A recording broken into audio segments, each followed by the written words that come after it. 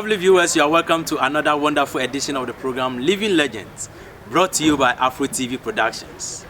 My guest for today is the founder and leader of Osibisa International Band, Teddy Osei. Uncle Teddy, you are welcome to the show. Thank you. It's been a pleasure having you on the show today. So lovely, and to be in the sunshine is another benefit. Well, you heard it from the legend Teddy Osei, the founder and leader of the Osibisa International Band. Before the story begins, let's go for a very short message from our sponsors. My name is, as Ashantis name it, Kwabena, and my surname is Osei, and my showbiz name is Teddy, so it's Kwabena Osei Francis, Teddy. Our life started in Kumasi.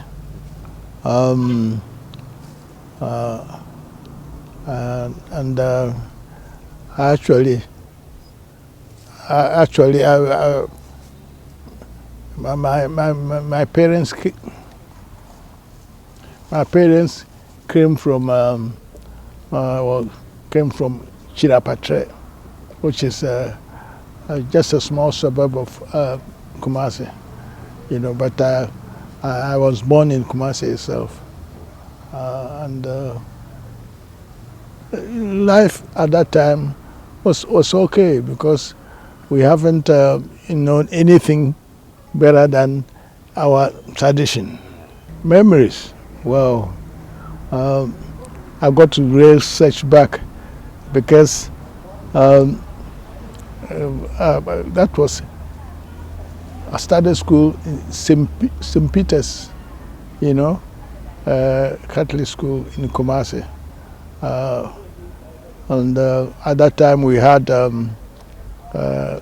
infants, class 1, class 2, class 3,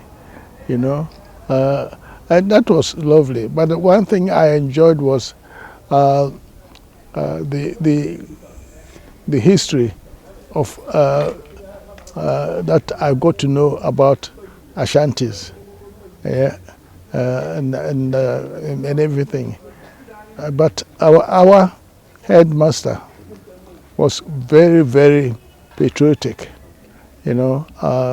He made us march from the assembly with African drums, bamboo, dondo, instead of others marching to the classrooms with European drums and horns, So that excited me very much. Well, when I grew up, I realized that I was born in 1935, and then I started school at the age of 6. So 6 and at that time, before you are accepted in school, you got to know how here you have got to put your hand to know that you are at the right age and the right height. Interesting, interesting. The school, like because when you are young lad, you find it more fun than you find it more fun than getting up. Your parents, guiding you to go to school. All that was very, very interesting. That was very interesting. The elementary showed us more about how we approach school as Ghanaians, and it showed a great way for us to know and learn more of our history. From the elementary, we went to the senior school. Elementary is 1 to 3, and the senior school is 4, 5, and 6. And the last, which is the senior, very senior one, is it's up to 7, where you sit for the general certificate. I was in Kumasi because I loved it. And one thing that made me very interesting in Kumasi was my great grandfather was named as Soja, which is Soja means the person who carries the stool of the Asante Hine. Yeah. So I've had the privilege to go to the Tumfor's house, which is Ahimfie. You call it Ahimfie, you know, and listen to drummers drumming and singing and that. So I became very interested in that actually. Very. And even at the school, I was playing the big kick drum. Oh yeah, for a school march. When I finished the education at that level, I wanted to study a different subject altogether. I can recall that I knew I had to do something different, you know. So I started working as a tea boy at one of the manufacturers of timber, you know, and they had Europeans of office, you know, in Kumasi, you know. So I managed to get a job as a 70 and going for errands and things like that. Yeah. So I did that for almost a year. Then I applied to go to have have a study, go to school. Okay. Yeah, you know, and I was interested in draftsmanship. So I applied, and the school was in 2nd, you know, the coast of Ghana. Yeah. So I had a chance to go to school. My mother and my uncle helped me to do that. Meanwhile, my father was always traveling because he was a goldsmith, you know, and he was very popular. And even one time, he was the football chairman of Asante Kotoko, you know. So we who started being famous, you know, already, you know. So I enjoyed that situation very much, you know. Then I applied for the 2nd school of drama, and I went there, you know, and I studied for 3.5 years. Memories of that was 2nd. 2nd was more musical. They had this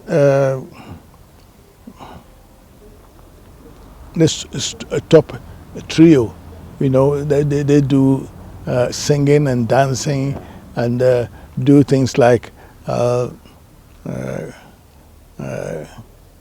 what the white guys do in here, paint their face, you know, and this like that. It was interesting. 2nd was quite good. Musically, it was good for me because I learned so many difference from there. So many difference from 2nd. And out of the 2nd, I came back to Kumasi. So now I had to find a job because I was qualified as a dressman. and I learned so much about building. So I managed to get a job at Kumasi Municipal Council, as a building inspector. So everything was moving gradually in what I like to have.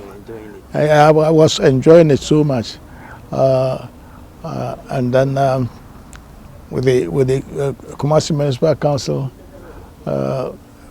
being a building inspector, we had about four guys being inspectors, and they bought us scooter to move around and inspect the buildings and things like that.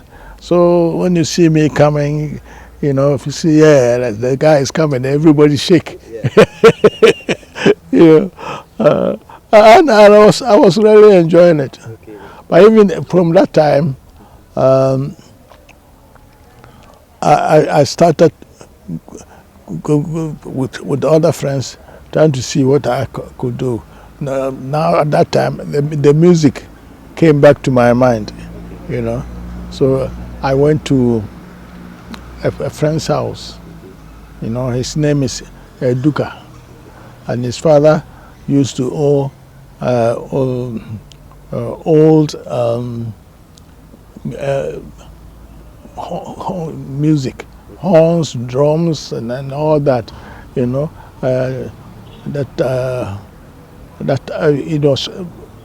It was lying about. Nobody was doing anything with it. So I went there and I saw it. I said, I said if you should, the guy, my friend, should ask his dad whether we can use the instruments. And his dad, he says, yeah, go ahead. An old guy, he said, go ahead and do it. So we started, me and my friend who was trying to play trumpet, right? Yeah. I tried to play the drums, and we started messing about. But we were enjoying it. Every evening when I finish work, I go to their house where the instruments are, and then we'd start messing about. But then at one time, the guy who was playing the saxophone wasn't consistent. He didn't come to rehearsals. He didn't come anything. I picked up the tenor saxophone and started messing up. See whether that one would suit me better. And I found that I was interested in that. So I started teaching myself how to play the saxophone. I didn't go to school. I taught myself how to play saxophone. How? Practical how? Practically, I listened to records of American jazz musicians. Any names? Duke Ellington, what's it? Sonny Rollins, and all that. I listened to the records because my senior brother lost all those jazz records, so I listened to them. I listen, and then I hear what they're doing, and I try to play it.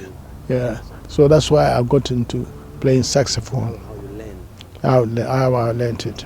Was it difficult?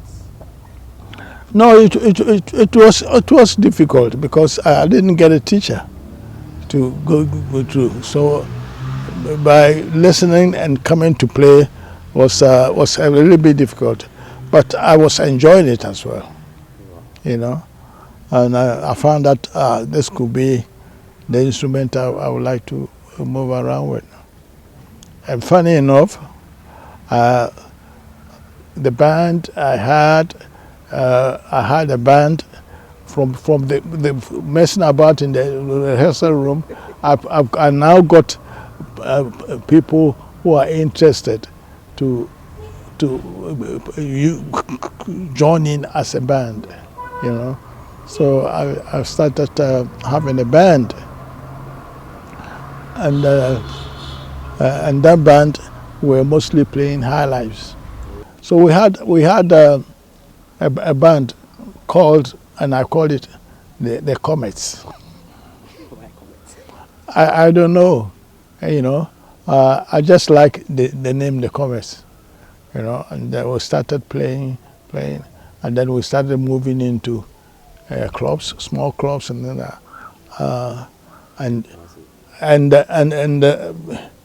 and believe me, everything started moving right, because there were so many other bands that, like the Globe Masters, Stargazers in Ghana, and Uhuru band in Ghana, you know.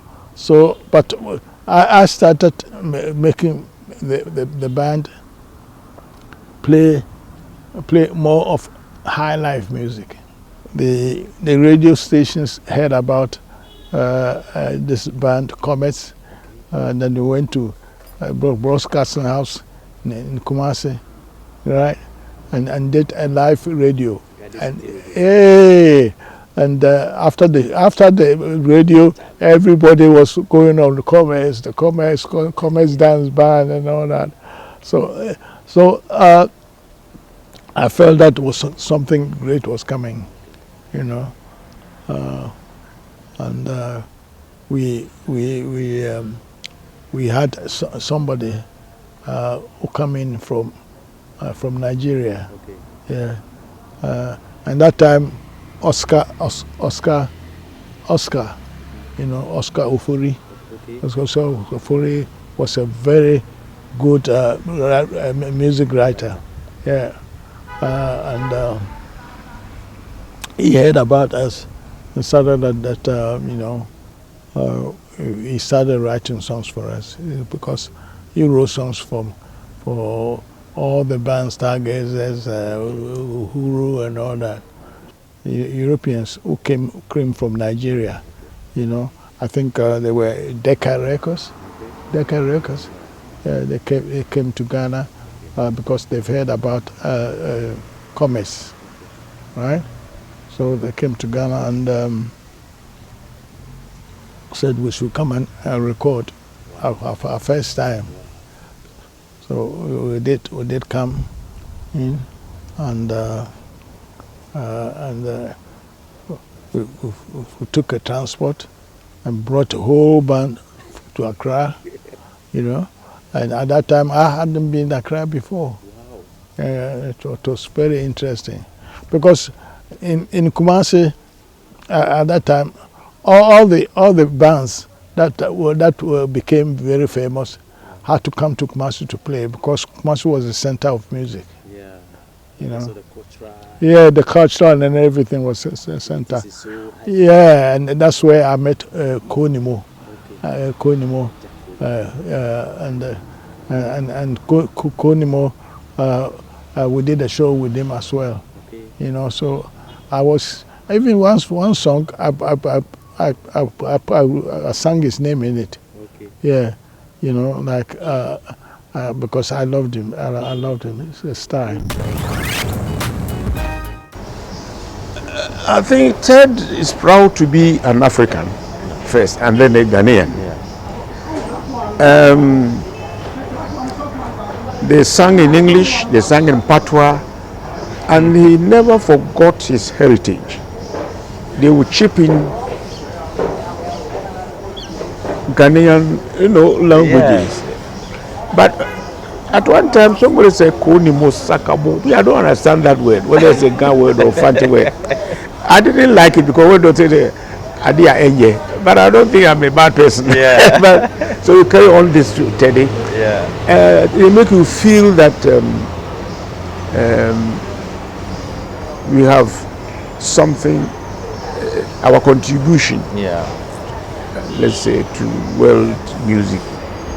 Unfortunately, has been underscored because people didn't understand us. Yeah. The missionaries didn't understand us. But now with Teddy Osei's breakthrough, Ted showed us the light. That's it. and I'm very proud of Osei in particular and the entire group, because Osei's third instrument was the group, because he's a wonderful leader. Okay. We went to Accra, but at that time there was no studio in Accra. No made-up studio for recording. So we went to GBC, and GBC had all the apparatus, you know. And then we went there, and we started recording. But not as it is now, you know. The whole band had one microphone. The whole band had one microphone, and the singer had one. That's all. And which means when you played and you make a mistake, It's recorded like that. it's gone. So you have to play it again. Wow. There's no overdubs. You know, what do you call it, overdubs? No, there was none. Yeah. So we went there and we started playing. Our first record that we did was a high life tune. What's it? Pete Pete. We call it Pete Pete. So I can sing it. Pete Pete, seniwa de dende, seniwa. Oh, mami frau, seniwa de dende. Oh, simeden, seniwa de dende. Oh, si bezi, seniwa de dende, seniwa. Seniwa de dende, seniwa de dende, seniwa de dende. Obo, obo, obo, obo. Seniwa de dende, seniwa de dende, seniwa de dende, seniwa. And that became a big hit in the whole West Africa. You know? So at that time, it means the commerce have come of age. And we started playing in Kumasi mostly. You know, maybe one weekend we go to Accra and they perform once. But the thing is, for me and the band, especially the Kumasi guys, they don't want to live in Accra because Accra scene was not their scene. So after playing, you know, we join our bus and come to Kumasi. We never stayed in Accra. But for a while, yeah, the while, we also had calls from other universities in Nigeria. So the commerce had engagements in Nigeria, and twice we went to Nigeria at the Christmas time and I performed. The Nigerian students were fantastic, you know. I remember at one concert, you know, it went on till about 6 o'clock in the morning. And because we traveled, our musicians were dozing off on stage, you know, because they were tired and things like that. But it went on fine, and we repeated the next year, and that's it. My name is Teddy Osei, and as you realize, in Kumasi, where I was born, I had a band called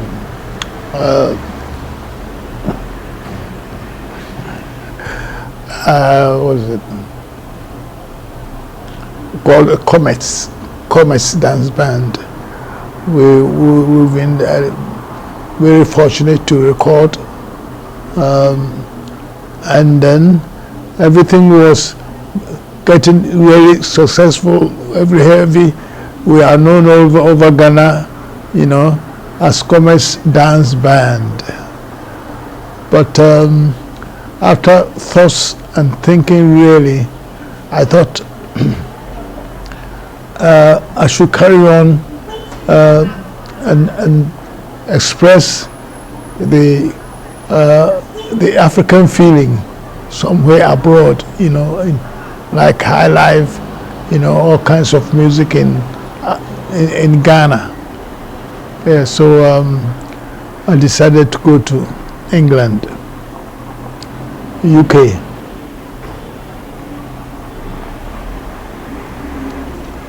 Yeah, so the commerce, we had an assignment to play at a club, and I decided that okay, this is the very first the first time or first opportunity whereby I can gather everybody around and tell them I travel.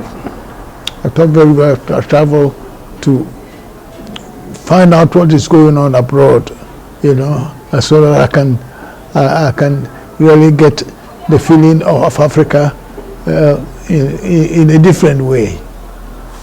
Yeah. So, but what really happened was after a night at the Kumasi club,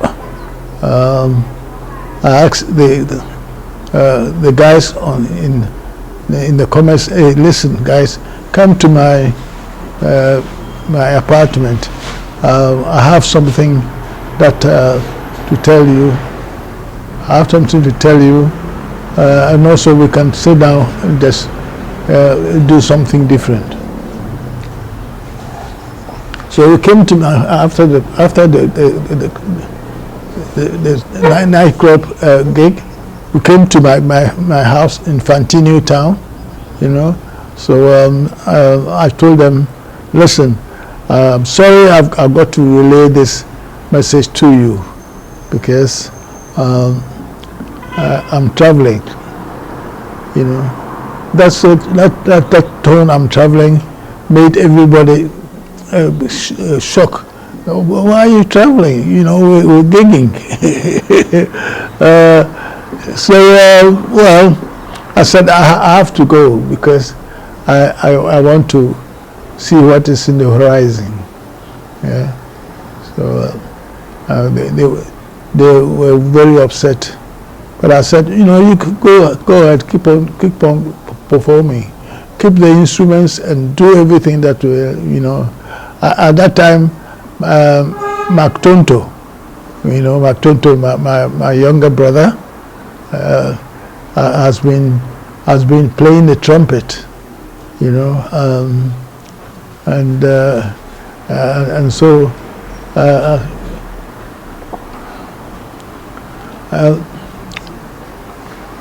I made it a point that they should keep the commerce band going because it's a well-known name, commerce in Ghana or all over West Africa.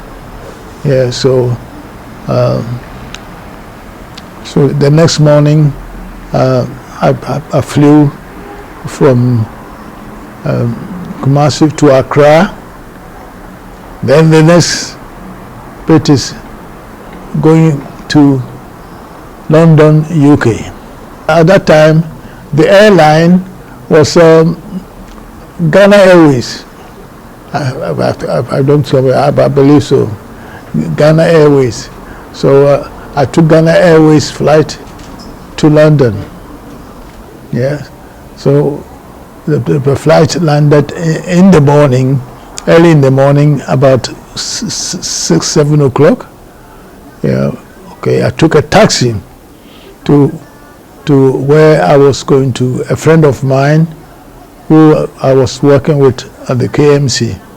He has been there already. Yeah, KMC as a building inspector in the KMC Kumasi, right? And what happened was I took a taxi because I've been communicating with him, and I told him that this is the date that I'm coming. You know, he said, okay, he will expect me. But the flight was a little bit delayed, so we got there late, and he probably has come to the airport and waited for a while, and he had to go to work. So I didn't know that, but I took a taxi, went to the house where he was living, and where he was living is Tooting, which is Tootingbeek, southwest London. Took me to where the street where he was living on. I've got the address because I had everything already from him. I knock on the door, and a white lady came out and said, yes, what do you want? I said, oh, I've come to see my friend. He knows that I'm coming today to him. I said, I'm sorry, but if he is around, can I come in? So no, she said, definitely no, you can't come in. So why not? I don't have anywhere to go, you know. And she said, but he's not in, so you can't come in, you know. I was so shocked about that. I could hear this from this lady, whereby I knew things were a little bit okay with the Africans in London. So after a while, I asked the taxi driver to take me to another person, another Ghanaian who I've known in Kumasi, you know, around the same Tooting area. So I went there, and fortunately he was in because he works in the night, and by daytime he was there. So he took me in. But he said, listen, there's a problem because the landlady, this lady is West Indian, you know, West Indian, and she comes around early in the morning, 6 o'clock, to check up the place and clean up the place up. So as she doesn't know that you are here, you know, you have to get up early in the morning, you know. I said, early in the morning to go where? I said, well, you know, but you have to get up early in the morning, else, well, you won't be able to stay here any longer. She mustn't see you, so that's the best thing to do. I said, well, I will just do anything to find myself comfortable in London. Yes. So knowing that early in the morning, I get up by 6:30, you know, and go to stay in the park. Except, you know, I mean, there's a nice park not too far from there. I'll stay in the park for until 11 o'clock, 11:30 in the morning. At that time, she has come, and gone back to. She wasn't living there. She's come and gone, you know. So then I could stay. And now, after all that, I had to find a way to get a job and make a living, you know. So I went to start looking for jobs, and I went to there was a hotel, you know, a big hotel in the West End that takes people, you know, especially students, you know, and went there, and the hotel is called the Grosvenor Hotel. Yeah, and I went there to ask for a job. So they asked me, where did you come from?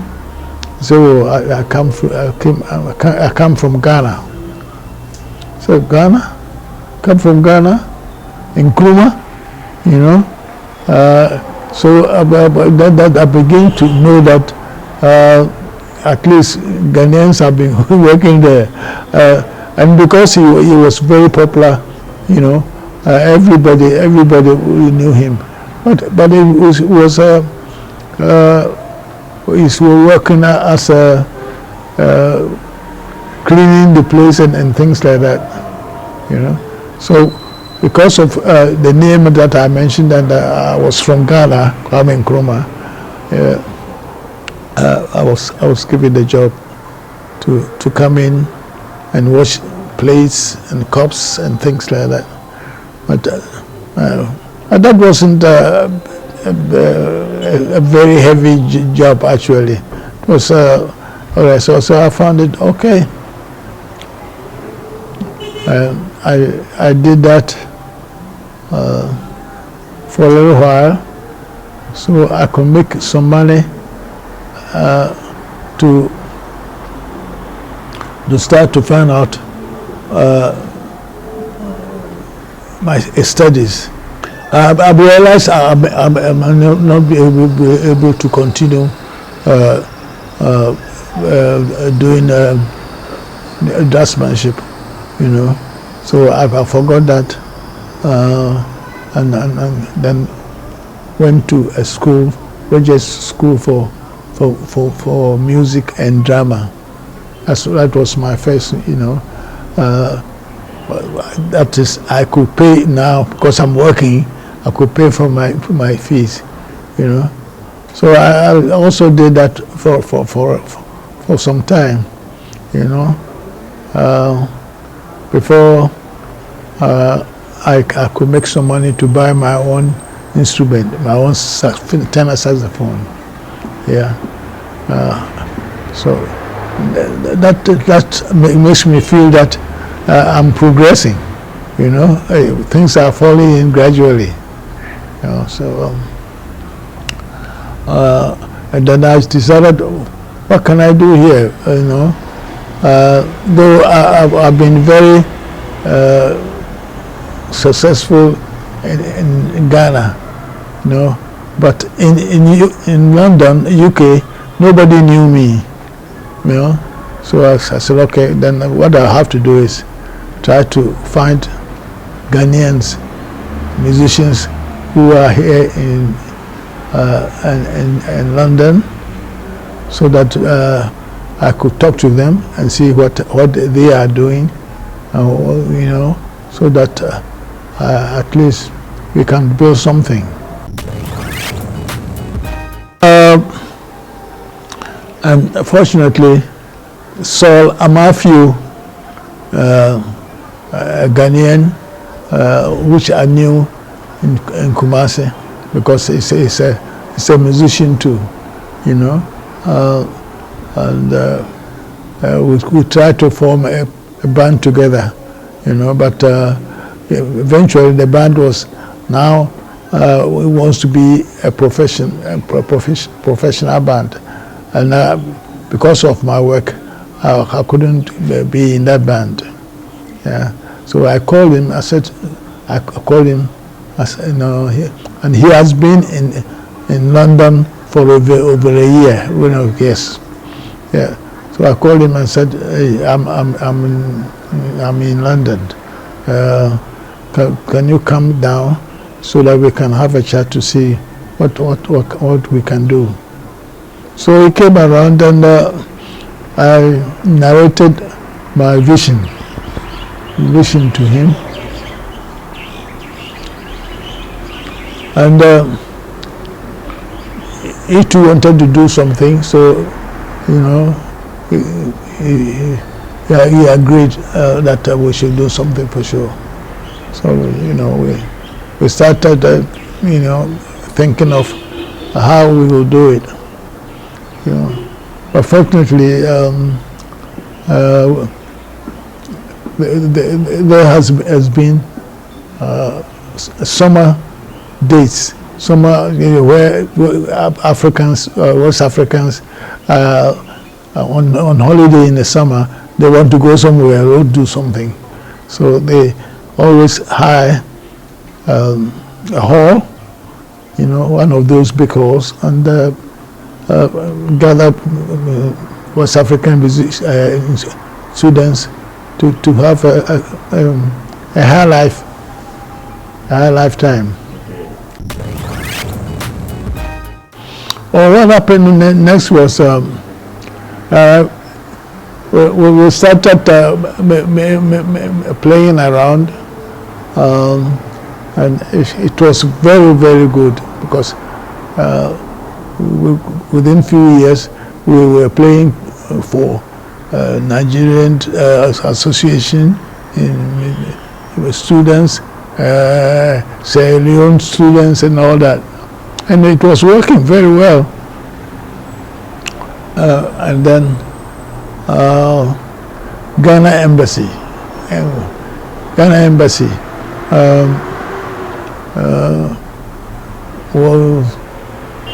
was very interested, because they wanted students, also wanted students to feel good and things like that. So the High Commissioner said, okay, we will help you, said to me that we will help you and he bought us some instruments, extra instruments, whereby we can use it, right? And there was non-aligned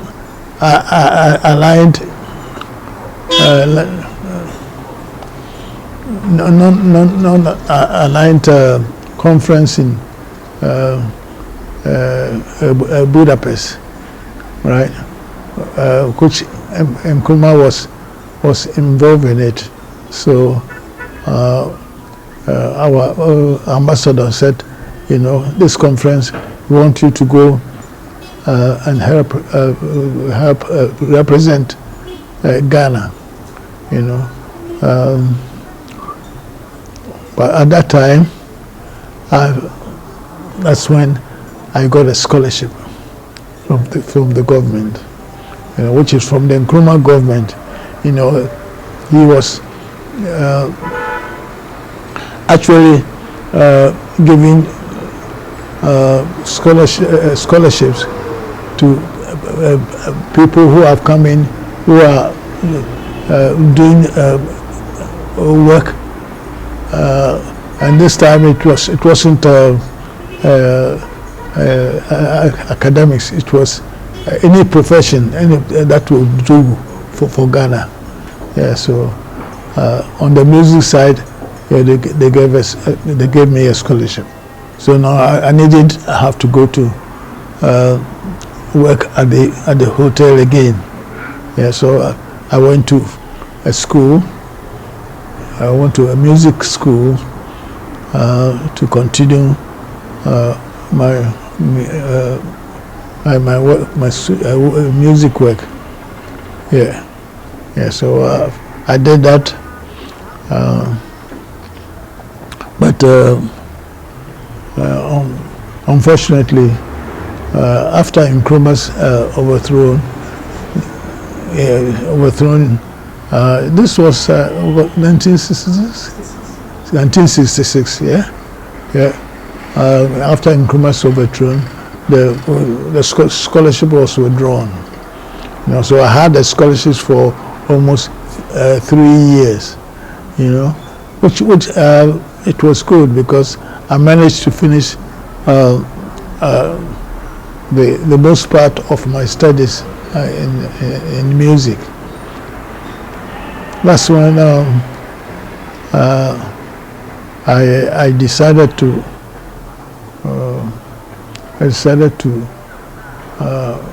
this time go as a profession, go music profession.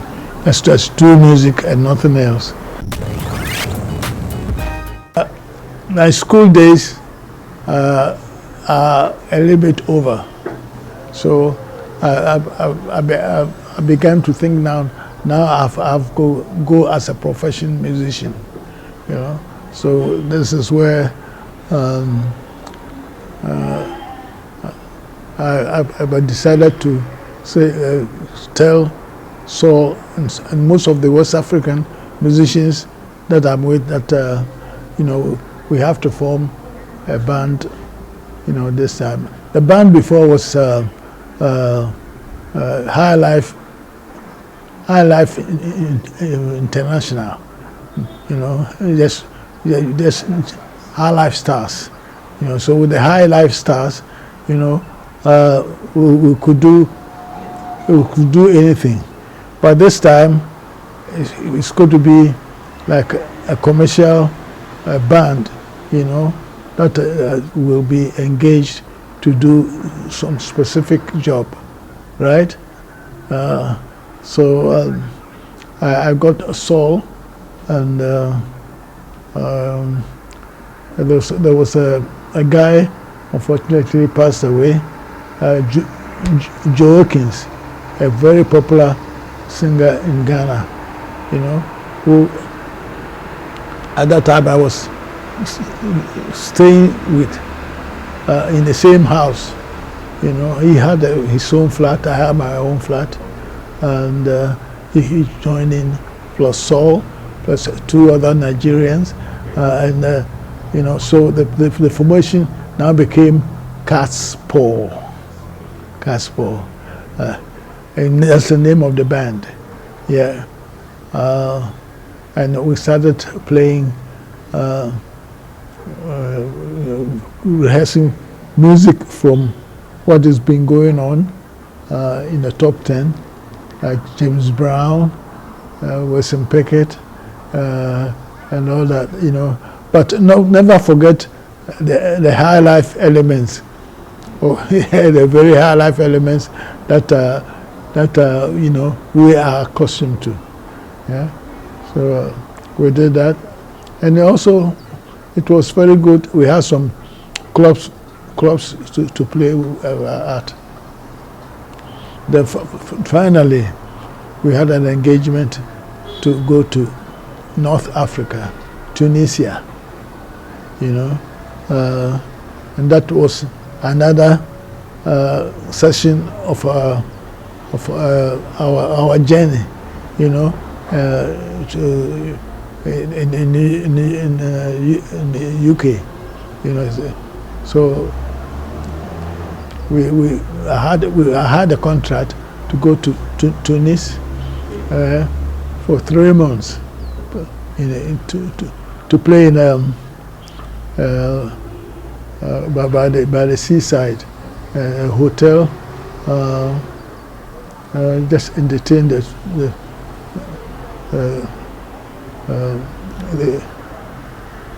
people when and every night. So we stayed there in 3 months in Tunis, and it was very good because we were very near the sea, you know. So that's the first time for 10 years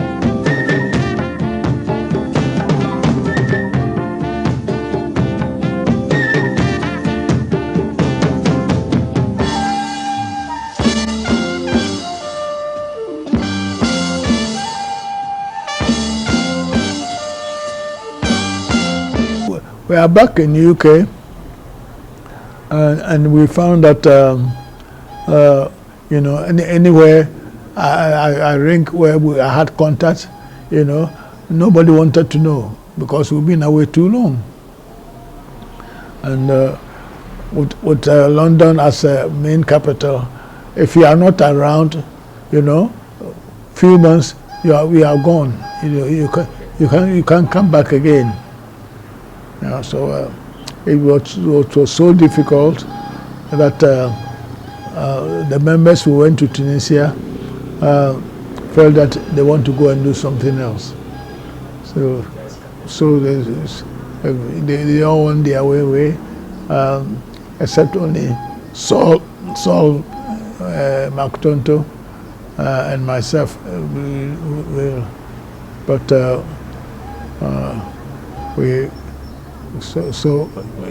Like the band was now no more. As Casper is no more. So in all one expressions, you know,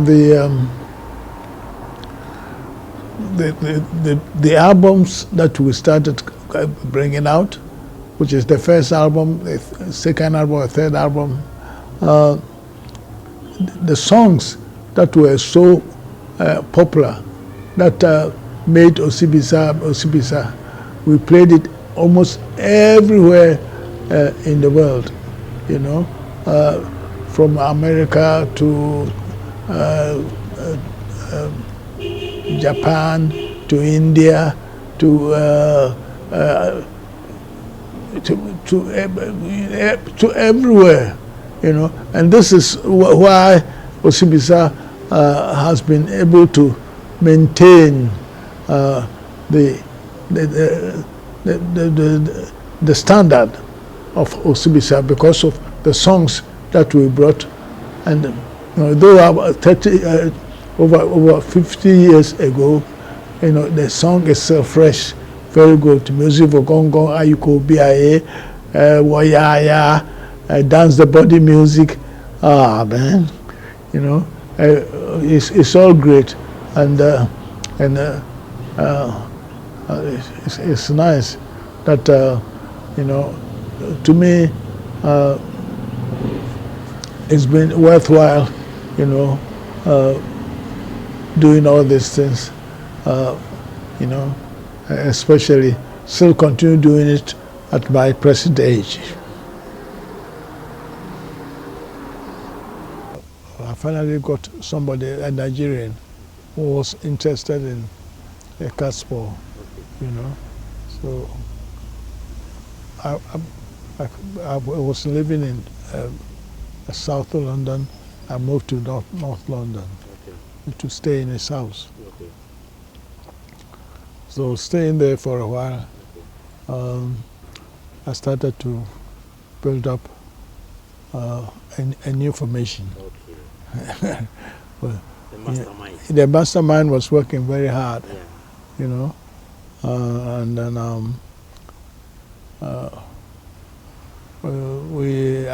I asked Saul and Mark that we should start rehearsing the songs that we did at Tunisia. So we started doing it, and then finally we got a studio, rehearsal studio in London, you know, and that is called Tin Pan Alley. Tin Pan Alley for rehearsals. But before that, when we were rehearsing in a small studio at my flat in London, news went around for musicians that something is brewing there, you know. Something really is brewing there. Yeah. And for one day, we got Wendell Richardson. Yeah, he came into the flat and listened to the music, and he liked it. So nobody talked to him about coming to join. So he just joined. So the next day he came in again, And the next day, so he joined automatically. At that time, we haven't named the band yet. Then another guy too started coming in, Robert Bailey. Okay. You know, these two guys are from Antigua. Okay. And then Spartacus R. Spartacus, I heard his advert, I read his advert in the newspaper that he's hungry, he's a bass player, and he wants a job. Okay. So I said, this guy must be serious. Okay. So I called him, he came in, and I liked him because he had a character. He had a different character altogether. Yeah, and attitude, and he liked what we were doing. Okay. So he started coming in. Then after a while, I said, no, we should name the band now, because we are ready to move. So I named the band Osibisa. Wow. That was 1969. I named the band Osibisa. What's the meaning? You know, the meaning is, to term it, is crisscross rhythms that explode with happiness. Okay. You know, but Ashanti word is, Fanti word is Osibisa, you know, Osibisa. And at that time, I got it from a singing Fanti group who were in Kumasi, you know, and at that time I lived in Fanti Newtown. Okay. So I've heard this group singing AOCB. AOCB. Yeah, I said, yeah, you know, this will come in. So I named it Osibi, Sa, dance. Now the band has been formed. The name chosen as Osibisa. Yeah. Crisscross rhythms that explode with happiness. Yeah. Yeah. So now we're going to feel happy than before. Before we were struggling, and now it's all the way. You know. So now we started doing rehearsals and more rehearsals, and it came to a time that we must perform live. Wow. Yeah. So we start playing in small clubs in London. But any time we play, you know, the word goes out that, hey, you must listen to this new band, you know. You must listen to this new band. So enthusiasm and all that is happening raised my ability, to move forward, to create more. So we did that, and eventually we were rehearsing one time at Timpan Alley, which is in the West End. And I think one of our fans contacted the music journalist, you know, that, hey, you have to come and listen to this band. You know, you really have to. And this journalist was a top class, and we were doing rehearsals when this guy came in. His name is Richard Williams. He was writing for the old, he was writing for music, for a very weak news magazine. And we came in, we started playing, put on music for Gong Gong. Then we started, at that time we've learned all that, Oyaya, Ayiko, BIA, and all that. We started playing. We rehearsed it, so we were playing like we were doing a special gig. And he sat there, nodding his head and listening. And I said, yes, he liked it. But then, we knew he would love it. Okay. But he didn't make any comments on that. Okay. The next weekend on the newspaper, poet page,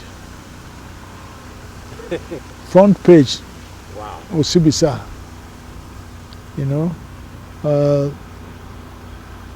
a new sound to break the barrier, a new sound to break the sound barrier. That was the caption. Yes.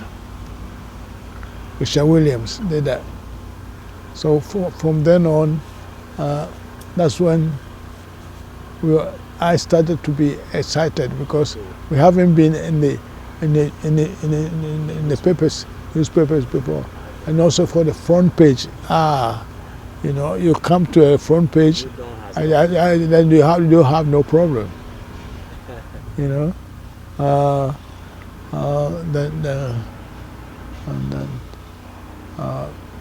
So all the guys begin to feel happy and comfortable now because now they know we've arrived somewhere now. Now we have something to look for. Yeah, after the publication, then but all the time we were doing crops. Doing crops. Just try to get more momentum going. Then this club is one of the top clubs in London, in England, yeah, and even in the whole world because American jazz music are playing in there every weekend. Wow. By this time we went to the top class, whereby because we weren't named yet, so we were playing at the top of the year. So we were feeling the audience were coming in more than downstairs. Yeah, and we did that for every day. We played there every day for over 2 weeks. Then the management of the club was also a musician. He came and saw. He hadn't come up there before.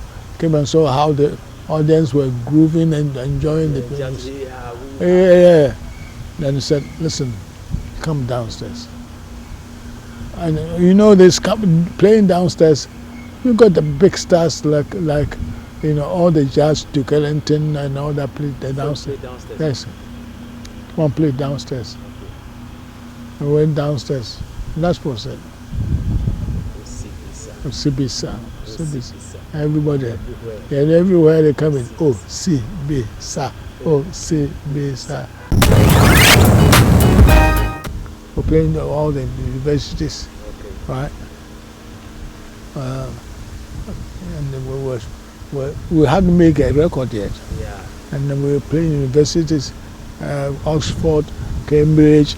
Now we went all there, Whenever musicians are doing their final to have a holiday, Osibisa was there.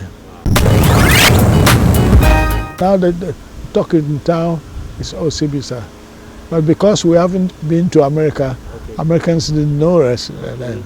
It was only England and Europe. Eventually, we got ourselves a management.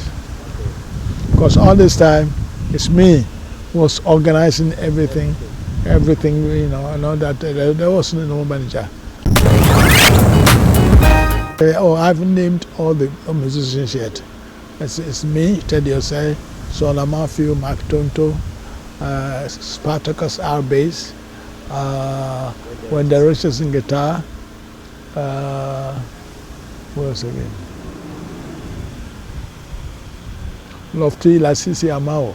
Yeah. That's the last one to join in. It's a Nigerian. Yeah, okay. So we have 4 Africans and 3 West Indians. Okay. And the management was called the Bronze Organization, Bronze Organization, which is a husband and wife. Husband and wife. Yeah, yeah. You know, husband and wife organization, Bronze. Yeah. And now we didn't know. They came to the North London gig. They came to North London gig. Okay. And we started. We didn't see them. We started playing, and the whole place was, you know, at this time, it was an enjoyment all the time. You know, even for us, you could see us jumping and shouting, because we have brought something new for the audience.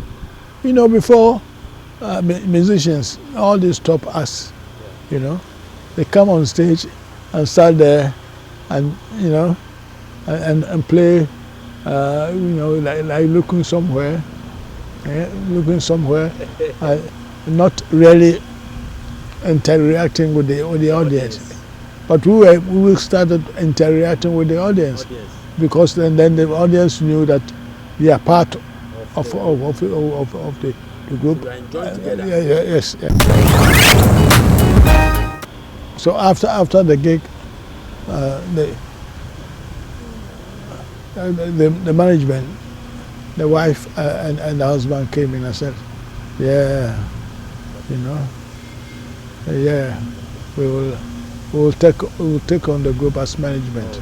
So now we got one major part sorted out, and a good management too, which is it's a Jewish management. At that time, the Jew people control entertainment. So now they said that they will pick up the group, because the composition of the band is very good, and our appearances are very good, and Africanism, and also me as a leader, I was the shortest guy in front. So the arrangement is everything was in order. That involves in filming and music, you know, and at that time they got top acts, which are in their roster. And we had this college. We had this college concert. And they invited the American the president, the big guy of MCA, to come over and watch the band. You know, we didn't know that he was coming. We didn't know anything. We just went to the gig, and that night, some high spirits came over, took over the band. Oh, and it was wild. It was happy. Everything was happening. So, you know, when we finished, they went to the dressing room. He came over and he introduced himself. So wow, introduced himself. That is the president, overall president of MCA in the world. You know, and he's seen a band. He's seen a band that will go very far. So in the dressing room, he said, "You guys, I signed you on to MCA." Yes, the performance was fuming. We were very happy. You know, everybody, all the musicians went home very, very happy. You guys were like, yeah, because now we got a recording contract, and it's not Europe or anywhere, it's America. And for the first time, he signed Osibisa worldwide. You know, so that was a very big belief for me, you know, and they also a relief for me that all the hard work has proven successful. So we went into this studio one time with a top producer, with a very top producer, and he produced the sound, and you got to know that you got to know that to capture the sound of Osibisa, it doesn't need anything. We just go there and play. It's captured live. Yes. So on the first album, all the sound was live. I could be, of course, music for Gong Gong. After recording, the record was out. It was at the same time in England and America. And in England, within 1 week, we heard that it was number 7, top 7, our first album, top 7 album. In America, no, that was in England. In America, it's number 11 on the Billboard. The enthusiasm was great because we already know that we got a different sound to all the bands, you know, and to make it more outstanding, we got excited, and also the design on the album was done by a great man. That is Roger Dean. Wow. And what happened was the design. Roger Dean. I talked to Roger Dean on the phone. Said, "Okay, Teddy, what are you looking for?" I said, "Well, I'm not looking for anything. I want the album to come out as African, and the design to come out because the album is totally a different. I want to establish the name, you know, that when you get the album, you are listening to Osibisa. And what made it interesting is people will go into the shops and see the album cover with a flying elephant. And this hasn't happened anywhere before.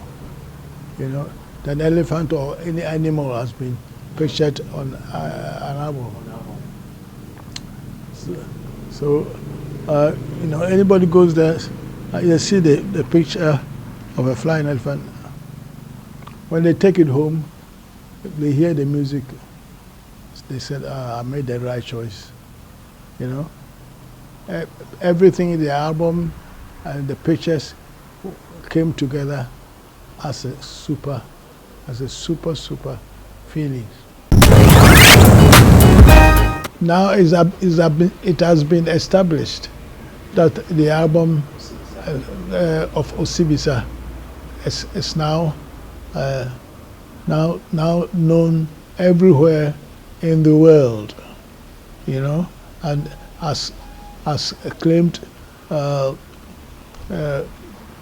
top album class almost UK and everywhere now. You know, Osibisa. It's not only, you know, England or America or anywhere. Everywhere, China, India, everywhere it was going. BBC was covering it, and so everything has now become more hard work because we go to every part of the world. Yeah. Yes, but the challenge was very good for us, you know. Though we never saw every major city in the world. Sometimes a day, sometimes 2 days, sometimes 1 week. So it was all something for us to acknowledge that yes, this is the position of a superstar. We followed it up with the second album. We came back, followed it with the second album, and the second album was "Oh Yeah Yeah." We are going, oh yeah yeah. We are going, heaven knows where we are going. We know within. Okay, so that was it, and from then on, we got invitation. The record company, MCA, said, now you should come to America. So we went to America, Los Angeles, and we stayed near Hollywood. Okay. So I started with the Hollywood. Now it was something else. In Hollywood, and the record company invited Osibisa for a get together and like a press conference in Hollywood itself. And imagine we met all the stars, all that make Hollywood, all the stars. All the stars, and we were standing, and all the music stars that I admire were there. So it was an occasion that we enjoyed it.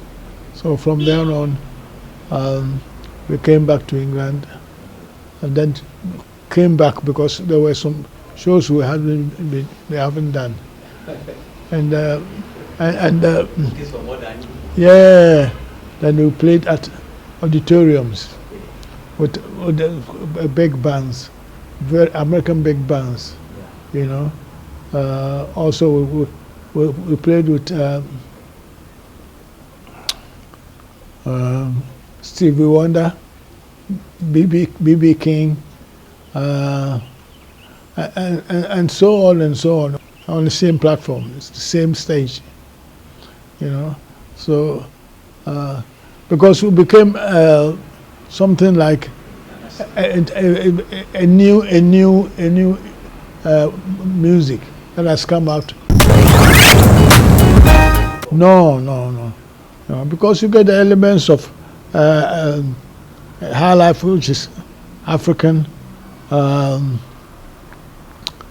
jazz, American, blues, calypso, and so on and so on. So it was unique, and most of the American top artists, some very much, especially Rasan Rulankeke. He's a saxophonist, blind guy, He came back to England, and we were playing at Ronnie Scott's club, and came, hey, you guys, you did a song by me better than myself. That is Spirit Up Above. Can't you see the Spirit up above, up above, up above? That was his composition, but we twisted it. We made it like cultural African song, Americanized song. Yeah, confusing. It confused him. He said, yeah. he held me on the shoulder and said, 1 ton, which is very good. So on and on. There are so many stories. And then in '73, the first time we went to Ghana. As Ghana, you know. And I tell you, before we got to Ghana, we went to Nigeria. Yeah, and it was so beautiful there. Okay. How they responded, the band. The whole music bands came to the airport to meet Osibisa, you know, to welcome Osibisa. From there on, we came to Accra, Ghana, and performed in Accra. I went to Kumasi, came back to Accra, and that was, I mean, for me, coming back to Ghana, yeah, and going to Kumasi, or my parents to be there to see me, and Mactonto was a mind blower. Wow. Mind blower. So we came back and did our third album.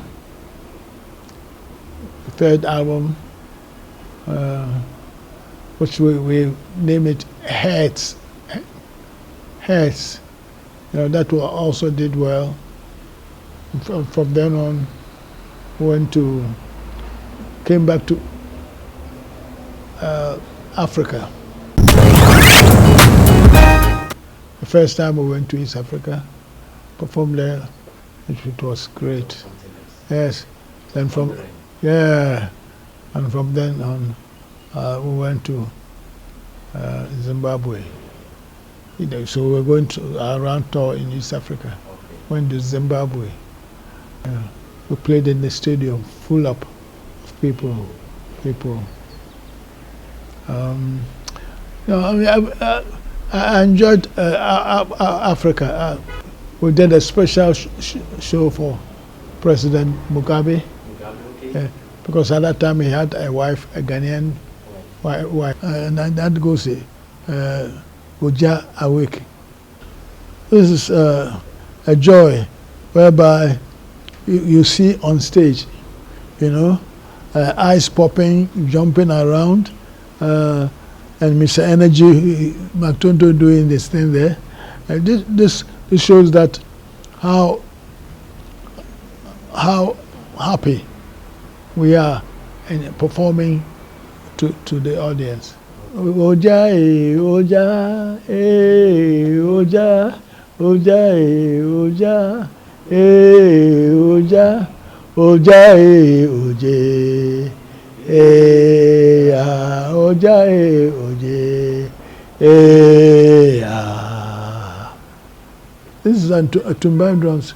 This was taken at a live concert in Europe. It was a great concert. And then we break. Now we started.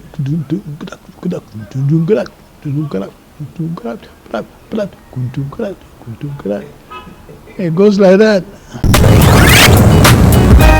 So,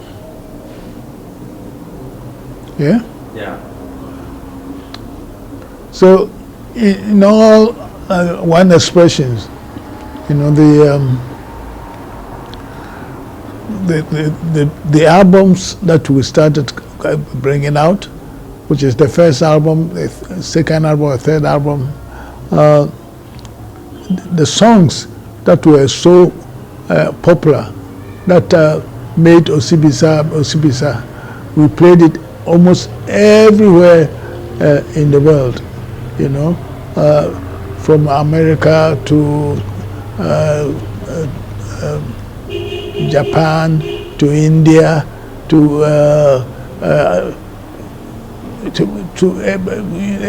everywhere, you know, and this is why Osibisa has been able to maintain the the standard of Osibisa because of the songs that we brought, and though over 50 years ago, the song is still fresh, very good. Music for Gongo, Ayuko, BIA, Wayaya, dance the body music. Man, it's all great, and it's nice that to me it's been worthwhile, doing all these things, especially still continue doing it at my present age. Our music for Gongo was instrumental. It was one of the instrumentals that got to the charts, top 10 in England. So we even went to Top of the Pops to perform, and it's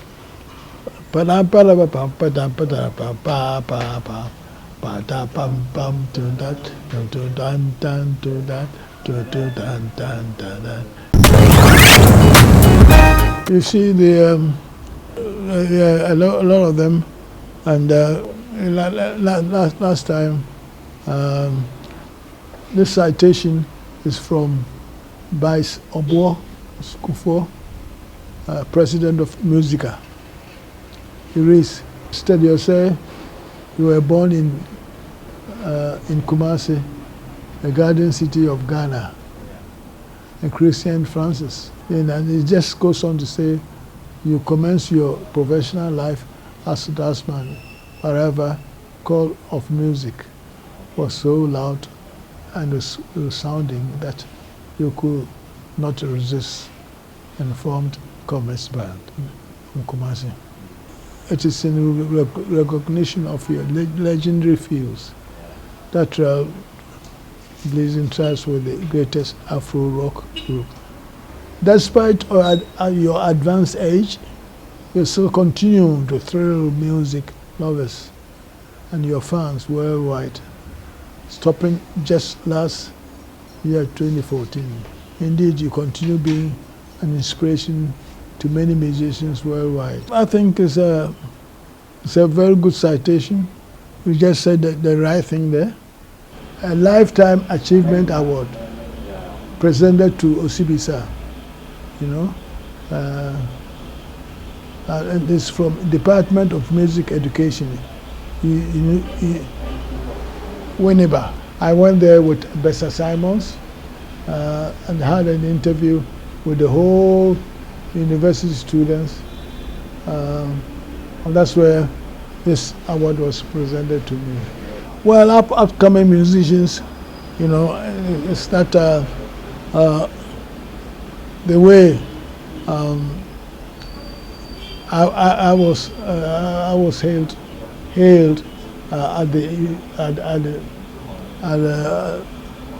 at Winneba Music School.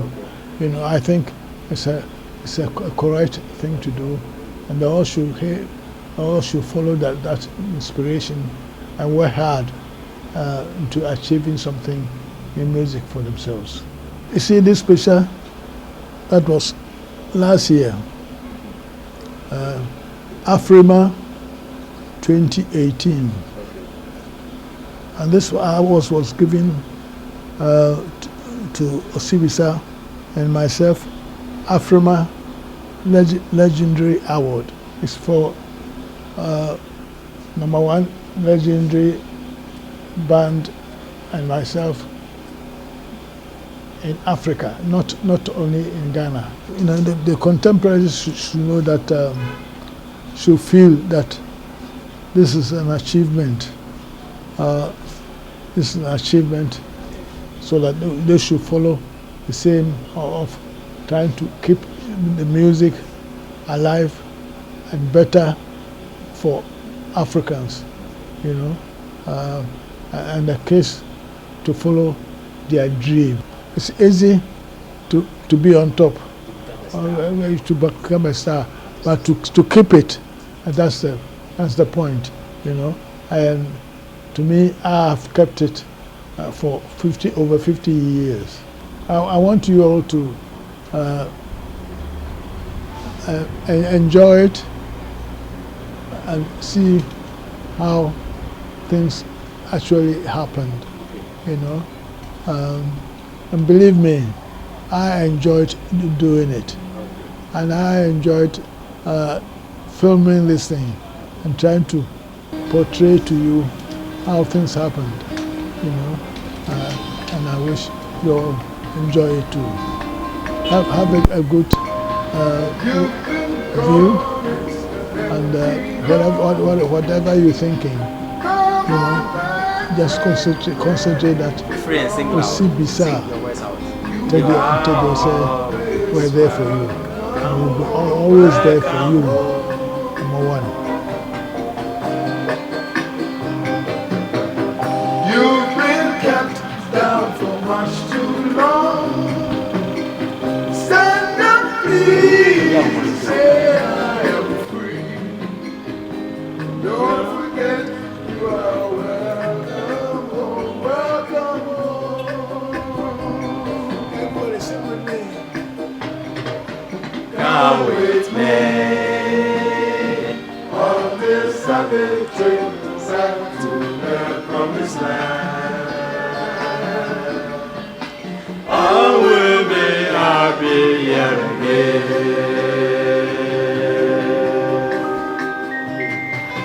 Come with me on this happy trip back to the promised land. I will be happy here again. Wonderful, wonderful, wonderful. You've been gone, it's an empty home. Come on back where you belong. You are always welcome home. Welcome home. Come with me on this stopping trip back to the promised land. I will be happy here again.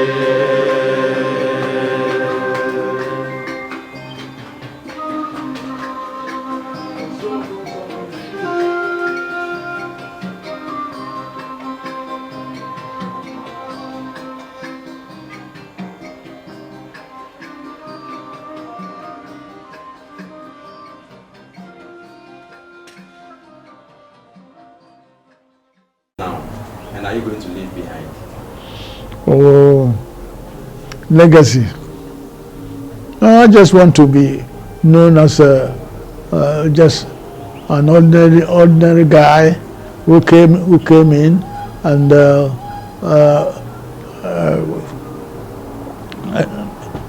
changed a little bit of the music world by bringing in African, West Indian, American, Caribbean music, you know, all mixed up together to make the crisscross rhythms that explode with happiness. That's Osibisa. Osibisa, you know, and after every concert, the crowd goes Osibisa, Osibisa, Osibisa, Osibisa. I think it's all right. Uncle Teddy, how do people perceive you? How do people see you? If you step on the street, how are you being treated? How do people see you?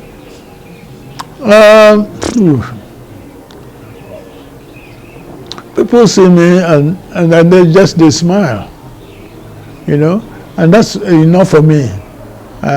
You don't have to go and come and congratulate me anything.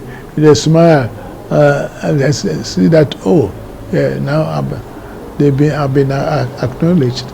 Yeah, so it's a good feeling for me. Yes. Thank you very much for talking to us. Thank you. Any final words? Yes. this year, Osibisa will be celebrating 50 years in music, in touring, in appearing. 50 good years, and we just like everybody to a good feel about what is going to happen and what is happening now, and we bless that things have moved that far for us. 5, 4, 3, 2, 1. It's on you. Yeah, you know, our American experience was very, very good. We went to America, and funny enough, our record has been doing very well with MCA International, which is a record company. And we went to Chicago. Yeah, we went to Chicago to perform, and whilst we were there, we went to Chicago for about 4 days. But when we got there, you know, I was walking on the road, on the street. Then I saw a nice young girl who looked almost like an African. So I went by and said, "Yeah, please, I want to talk to you." So, yes. Said, "Where do you come from?" So, "I come from here." So what is your name? She said, Chaka Khan. I said, well, how can you get an African name when you here? Because at that time, you know, in the early 70s, you know, I mean, you don't get African name everywhere like America, you know. I said, oh, that's nice. I said, well, I come from Ghana, you know, and I'm a musician. You know, so yeah. Well, what music do you do? I said, you know, I do music, Osibisa music. You know, and she was smiling and said, yeah. I think she had heard the name on the radio. You know, and I said, you know, funny enough, I'd like to have a chat with you because I want to know more of how you became Chaka Khan, you know, because it's a very famous African name, you know, a very popular guy, that guy. And that's how we met, and we became very good friends. Anytime we go to America, you know, we meet and have a nice time together. So that was it, you know.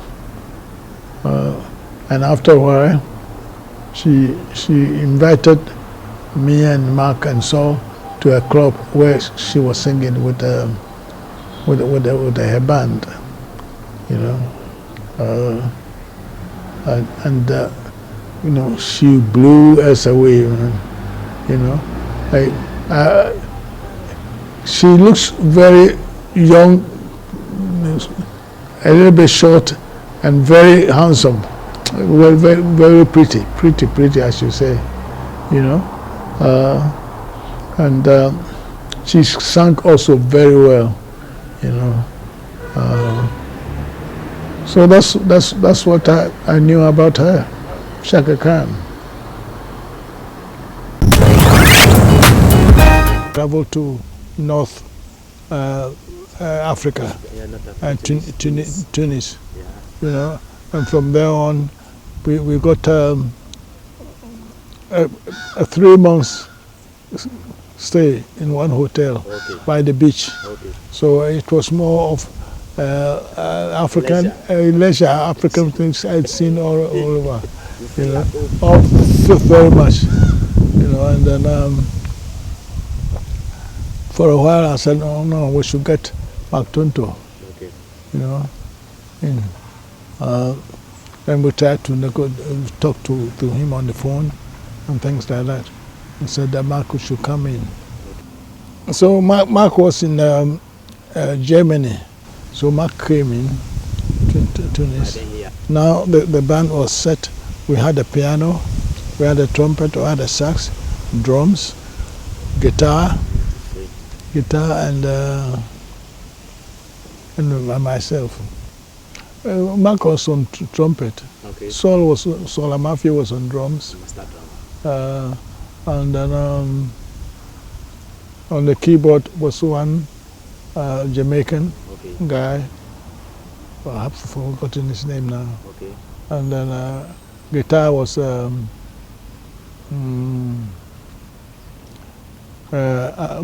Ansa. You call Ansa's younger brother. Yeah. And that was it. So the groove. Yeah, and we were playing in hotels. One hotel, we stay in one hotel. One hotel every night we play. And the hotel was very popular. People come in there and eat and drink. It was a very strong tourist. Very much, very nice. So when we were there, we were very happy. Lovely viewers, you are welcome to another hotel, wonderful edition of the program, walk Living Legends, to the beach. Afro TV What happened was we did that. Mark was there, so it came to me that we should start. Teddy Osei. Uncle Teddy, you are welcome to the show. You know, we were rehearsing in different It's been a pleasure songs. having you on the show today. You know, and now that Mark was there, you know, we thought that things would be easier, you know, because it's at that time it was only me playing one horn. Because with Mark, then it become two horns, and the harmony will be much better. My name is. We started rehearsing, and one of the songs we started playing, because we wanted to do something away from high life and away from funk music. You know, I want to blend high life and funk music and jazz and everything together. The first one was an introduction to life started in that's the dawn introduction of the band, showing the dawn period in Africa. You know, which is the early beginning bears and crickets and and all that. Crickets and all that. You know, so that was a big hit all in Europe. You know, it's not a dance, but it's a movement. We also started working on music for gong gong. Better than our tradition. Gong gong.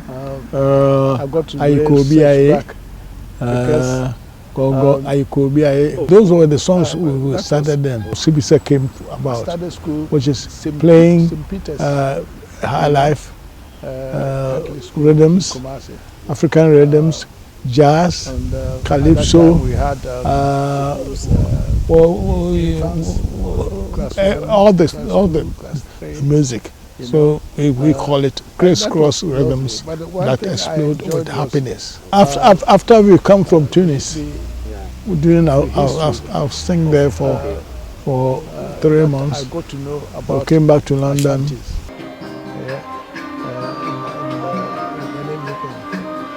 But our headmaster was very, very patriotic. You know, he made us march from the assembly with African drums, bamboo, dondo. So instead of others marching to the grassroots, with European drums and horns, you know. So that excited me very much. Well, I mean, when I grew up, I realized that I was born in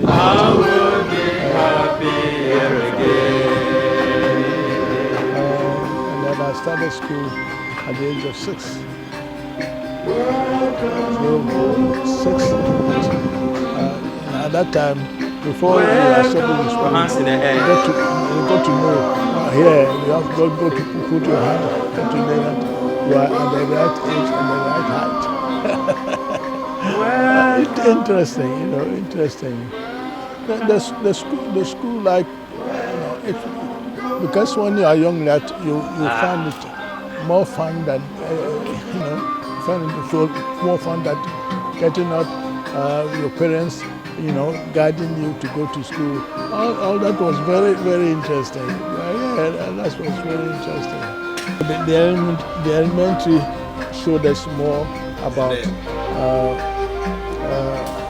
how we approach school as Ghanaians, and it showed a great way for us to know and learn more of our history. From the elementary, we went to the senior school. You know, the elementary is 1 to 3, and the senior school is 4, 5, and 6. And the last school is the senior, very senior one. It's up to 7, where you sit.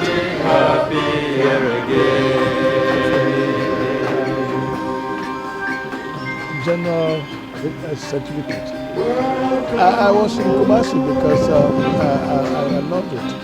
And one thing that was interesting in Kumasi was my great grandfather was known as Soja, which is Soja means the person who carries the stool of the Asante Hymn. Yeah? So I've had the privilege to go to the Force House, which is they call it Ahimfie, and listen to that picture drumming was taken live. Singing and that. So that picture was playing. It was taken live, and that is mostly. I was playing. I was playing the big. Well, this is a very fine for school match. Art When I painting finished of Osibisa, you know, during performances all over the world, right? And you could see that every picture tells a story. I can recall that everybody's happy how they are. See the bass player who is had to do something different, you know. So Herman Asafoje, I started bass player. working. He's very fantastic on stage. And then we have boy at one of the. This is the group. You see there when the Richardson, you know, and then we see there our late drummer, you know, so the one who said Son Matthew. Job as a he died last year, errands and things. and that's when the Richardson. So I did that for Well, you know, I mean, a year. Then I applied you see, looking at Richardson, you see that to go to when he's on stage, to have it's very exciting. You know, everything comes out from him. Yeah, and that's, you could see that. just mentioned. And this is him, and this is the whole group. Osibisa, And this picture. Secondly, you know, the course of This picture was made in Holland. My mother. Yeah, in part of that territory. This is Teddy Osei my father was singing. always traveling, You know? because he was What song the did you goldsmith. sing? Can you give us a little song? Oja, Oja, Oja, Oja, Oja, Oja. Yeah. So we started being And this is famous, the you know, group. already. You know, So this is with Kiki Jan and Kofi Aibo. I enjoyed that situation very much. You know, What else again? I applied for the secondary. This is so when Kiki Jan came to the drama. group very young. I think he's 16 years old. This is 16-year-old boy, Kiki I Jan. studied for 3.5 Going to years. play with his fathers. Memories of that was secondary. Secondary was more musical. This is They had just to a show, you know, so that it makes it more this this is Father Homecoming. this is a show top trio. on stage. You know, they do singing at, and dancing and Jazz Cafe. do things like London. You know? what the white guys do in here, So they paint their let face. people in the corner. Yeah. This, like that. This Because is the secondary energy was man. Quite good. Oh. Musically, it was good for me. It's because I learned always so many different from there. remembered on stage, though it's not there, Yeah. but it's energy. And spirit after is the always secondary, The band. I came back to That's what Kumasi. I'm So now I had to find. This a is job. the guy, Colin Yes, Graham, I was qualified Who- as a dress who dressman. took up the mantle on the trumpet. Building. So I managed to Then get the last a one job on at the floor. You can even take it. Kumasi, No, the one you are on the floor. Municipal Take that Council. picture. Just stretch your hand. Take it on you. as a This one. building inspector. This one. Yeah, yeah. Oh, So everything yeah, was yeah. moving gradually Nice to see that ground. in You picking what it, I you know, like you to have. trying to narrate the I picture was and some enjoying feeling, it so get much. into emotion. Okay. And then with the Kumasi Municipal But it's easy to Council, take. Just pick it. Pick it. being a building inspector, we had about four You guys pick it. building No, don't shoot yet. And they Pick it let up us for me. Scooter, Remove it from you. scooter hold to it there. move So when around okay. and inspect All right. the buildings and So pick things it. like that. As if you are picking So it. Yeah, when okay. you see me Then coming, you show part of you the know, camera, see, then yeah, try to the narrate. guy is coming, Show part of the everybody camera. shake. You know, and I was really enjoying it. This But is even from that time, this is the old man Teddy Osei. I started This is the old man Teddy Osei with himself other friends Wow. trying to see what I on the flute. now at that time the This is music at came the back to my mind. What song do you think was coming out of this the is those I was went at to the Royal Festival A Hall friend's house. in London. You know, his name This, is I was playing Eduka, the flute and on his father a song used to Woyaya. old, Woyaya. Yeah. So that's it. music. That's the horns, flute on the drums, middle part all of that, Woyaya. Yeah, okay. That Well, you know, all You are this. so close to the microphone. it was lying about. Techniques. Nobody was doing anything with it. Well, The techniques of yeah, the techniques. When I I- saw it, I said, To play the flute and get the right the guy, tone, my friend, you got to should go ask his dad close to whether it, we can use and the whole you hear the whole sound, you know, his without dad any wind says, yeah, go ahead. passing through. The old guy. The whole sound He goes said, on the go ahead microphone. and do it. So, we started, me and my this friend is, who was trying to play trumpet, something right? You know, that is you can learn it, and you can study I it, tried to and you can appreciate it. play the drums, For a period. playing the drums. So I we'll started find out messing where- about, messing about. before. But we were enjoying it. Every evening when I finish work, I go to their house where the instruments are, and then we just start messing about. But and then at one time, the guy who was playing the saxophone wasn't consistent. He didn't come to rehearsals. He didn't come anything. I picked up the tenor saxophone and started messing it up, Daddy. see whether that one will suit me better, And I found that, yeah, I was interested in that. So I started teaching myself how to play the saxophone. I didn't go to school. I taught myself how to play saxophone. How practically? Practically, I listened to records of American jazz musicians, you know. Any names? Duke Ellington, what's it, Sonny Rollins, and all that. You know, I listened to the records because my senior brother lost all those jazz records, so I listened to them.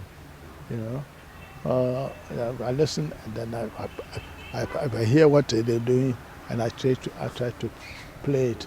Yeah, so that's why I got into playing saxophone. How I learned it. No, it was difficult because I didn't get a teacher to go through. So by listening and coming to play was a little bit difficult. But I was enjoying it as well, you know. And I found that this could be the instrument I would like to move around with. And funny enough, the band I had a band from the messing about in the rehearsal room. I now got people who are interested to join in as a band, you know. So I started having a band, and that band were mostly playing high lives. So we had a band called, and I called it the Comets. I don't know, you know. I just like the name the Comets. You know, and then we started playing, and then we started moving into clubs, small clubs, and believe me, everything started moving right because there were so many other bands that like the Globe Masters, Stargazers in Ghana, and Uhuru band in Ghana, you know. So, but I started making the band play more of high life music. The radio stations heard about this band, Comets, and then we went to broadcasting house in Kumasi, right? And did a live radio. Hey! And after the radio, everybody was going on the Comets dance band and all that. So I felt that was something great was coming, you know. We had somebody who came in from Nigeria. And that time, Oscar, you know, Oscar Ofori. Oscar Ofori was a very good music writer. Yeah. Yeah, he heard about us and started that. You use your hands to express yourself. Yeah. So all the bands stargazers. Yeah. Yeah. So in all one expressions, you know, the albums that we started bringing out, which is the first album, the second album, the third album, the songs that were so popular that made Osibisa, we played it almost everywhere in the world, you know, from America to Japan to India to everywhere, you know, and this is why Osibisa has been able to maintain the standard of Osibisa because of the songs that we brought, and though over 50 years ago, you know, the song is fresh, very good. Music for Gongo, Ayuko Biaye, Wayaya, dance the body music. Man, you know, it's all great, and it's nice that you know, to me, I think Ted is proud. It's been worthwhile, you know, doing all these things, you know, especially still continue doing it at my present age. He never forgot his heritage. They would chip in